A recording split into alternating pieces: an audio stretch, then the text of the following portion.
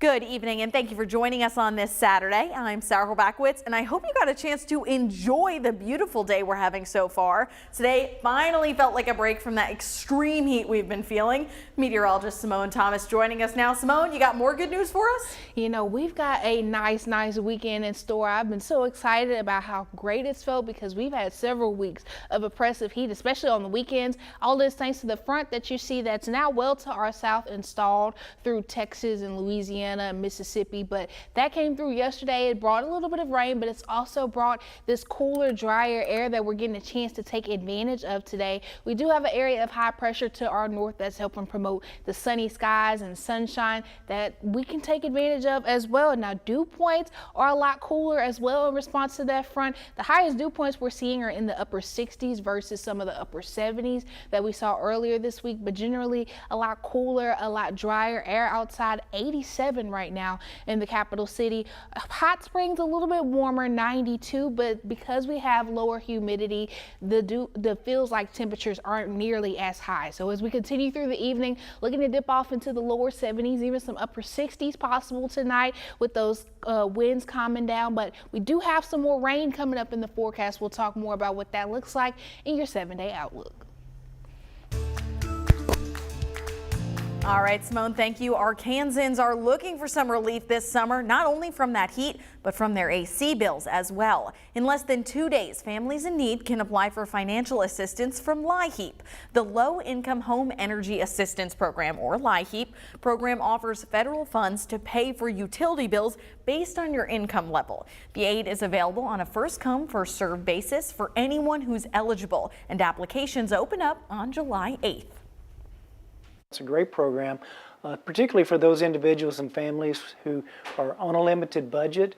We have a lot of elderly and disabled folks out there that a lot of times being able to pay their light bill or making a decision where they're going to buy their food or their drugs for the month is a hard decision.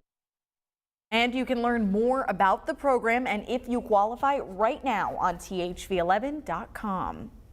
Tonight, the Fordyce community continues to support one another after last month's mass shooting. THV11's Carter Thweet joins us after visiting a local fundraiser there earlier today. Carter?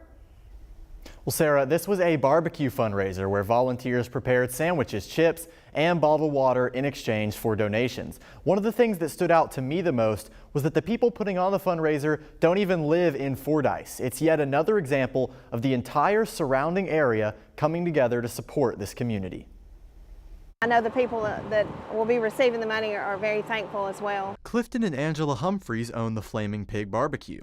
While they have lived in Fordyce in the past, the business is currently based in Camden, about 30 minutes away. We just have a lot of friends and family that still live here. That's why Saturday morning, the Humphreys brought their food truck to Fordyce. One community member told me that it's acts like these that make the recovery process just a little bit easier. In tragedy, you know, it's hard to see the good in everything, but when you look around and you see everyone willing to help out and come and support each other, I mean, that just turns a dark moment into a light moment. Several groups were out supporting the fundraiser, including a couple of other food providers handing out meals for donations. For the Flaming Pig, this isn't a new thing.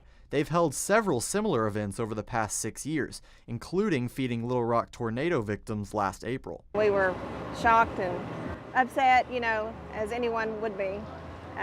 So we were just compelled to try to help out.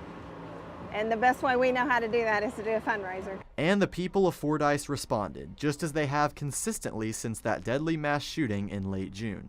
For a community that does so much for you, you want to give back to that community in every way, shape, or form you can. You know, there's so much heartbreak going on right now, and I think it's important for the families and those involved to see how much everyone else cares. The fundraiser may be over, but the Flaming Pig will be taking donations through July 25th. 100% of the money raised will go to the Fordyce Bank and Trust, to be split evenly between the accounts set up for the 4 victims.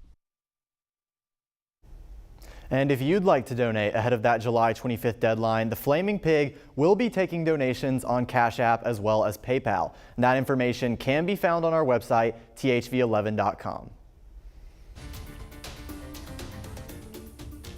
This week, advocates for the Arkansas abortion amendment turned in more than 100,000 signatures. If it passes on the November ballot, that proposal could reverse the state's near total abortion ban that was put in place after Roe v. Wade was overturned.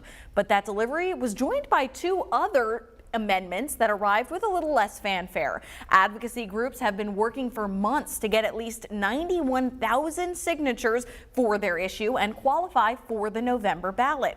The effort to remove Pope County as the site of a casino also brought the biggest load of signatures. The latest attempt to expand medical marijuana delivered 111,000 names, and they will now await word from the Secretary of State's office, who will verify how many of those signatures came from qualified registered voters. We'll do an 8 to 4:30 shift and a 5 to 8 shift in the evening.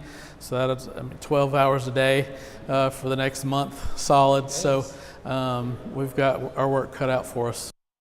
As long as each drive has around 68,000 verified signatures, they can get another month to get back to that 91,000 total. Just outside the Capitol, disappointment for at least 4 other high-profile amendment efforts. Universal Pre-K and Strengthening the Freedom of Information Act fell short of their initial total, as did drives to end taxes on feminine hygiene products and calls to use only paper ballots in elections. The FDA has approved a new drug that could slow the progression of early symptomatic Alzheimer's disease. The drug is given in monthly infusions and has only been shown to work in people with very early onset symptoms of Alzheimer's. In a large trial, it slowed the decline of cognitive function overall by about 22% over 18 months. Doctors say the treatment is an incremental advance, but time matters. And that may sound like, oh, what's the big deal? Well, that's a big deal if you have a wedding, something in your life, if you want to do something. We're not reversing it. It's not a cure. You're slowing it down. Slow the decline. The drug is set to be available in just a few weeks. It costs $32,000 a year and is covered by Medicare in part.